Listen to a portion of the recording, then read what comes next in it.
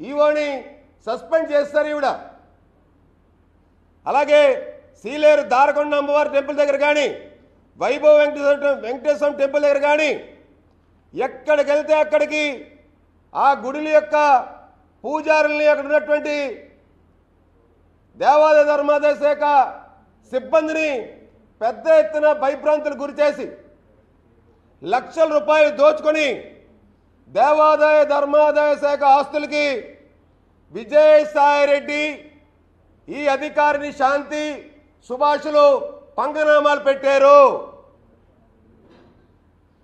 ఈ యొక్క అధికారిని శాంతిని ఉపయోగించి ఈ యొక్క అధికారిని అసిస్టెంట్ కమిషనర్ ఉన్నటువంటి అధికారిని శాంతిని ఉపయోగించి విజయసాయిరెడ్డి సుభాష్లు విశాఖ జిల్లాలో అనేకమైనటువంటి భూ లావాదేవీలు అక్రమంగా దొడ్డిదారిలో భయపించి బెదిరించి జరిపారనేటువంటి అనుమానాలు మాకున్నాయి. ఈ యొక్క శాంతి అధికారిని పాత్ర విజయసాయిరెడ్డి సుభాష్లు దసపల్లా భూముల్లో కూడా ఉన్నాయని చెప్పనేటువంటి అనుమానాలు మాకున్నాయి.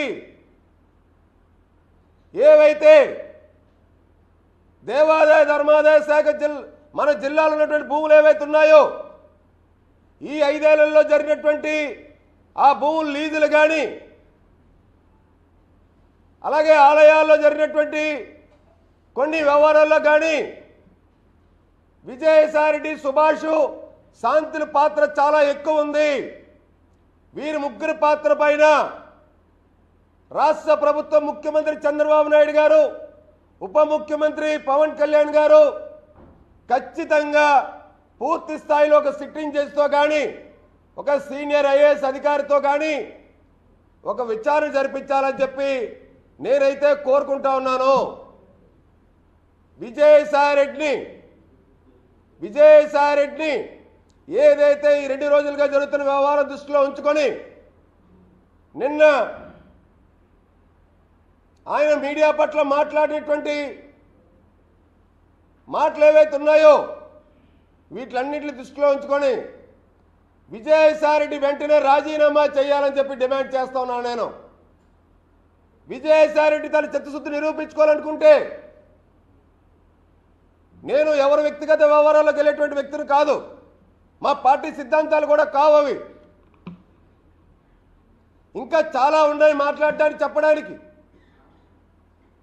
కానీ కేవలం వీళ్ళు 5 ఏళ్లలో వైసీపీ ప్రభుత్వంలో నాకు తెలిసి విజయసాయిరెడ్డి ఈ యొక్క శాంతి అమ్మవారిని బినామీగా పెట్టుకున్నారా అని చెప్పిన ఆలోచన వస్తూ ఉంది.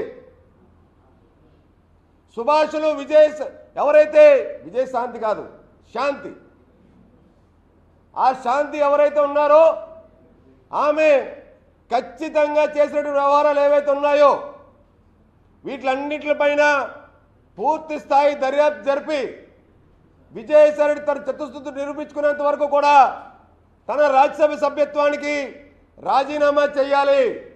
నేను ప్రెస్ కౌన్సిల్ ఆఫ్ ఇండియాకి ఫిర్యాదు చేయబోతున్నాను. పాత్రికేయులను అవమానించే విధంగా